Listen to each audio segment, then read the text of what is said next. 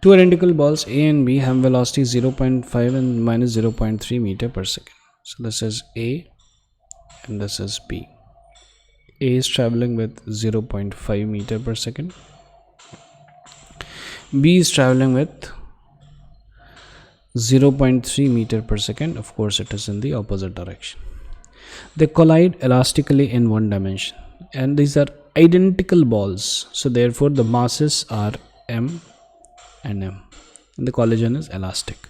So always keep it in mind when balls are identical. That means identical masses are there plus elastic collision is there.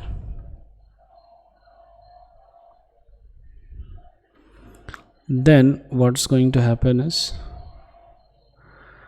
velocities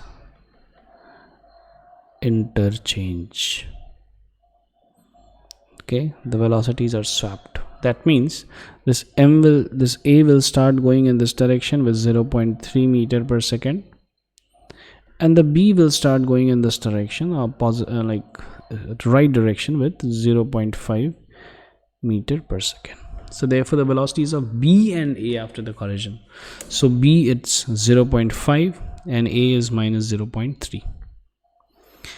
Please take this into consideration.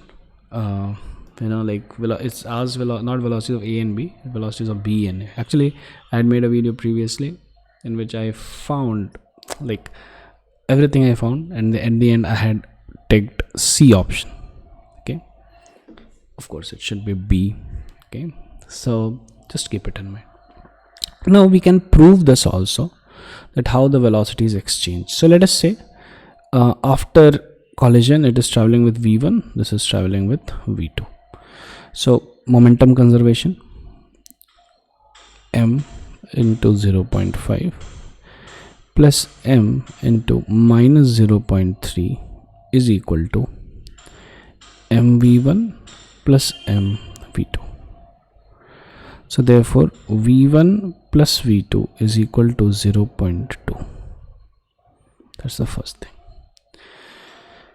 Now second thing is velocity of separation, velocity of approach. So E is equal to 1, which is equal to velocity of separation, which is v2 minus v1 divided by velocity of approach, which is 0.5 minus 0.3.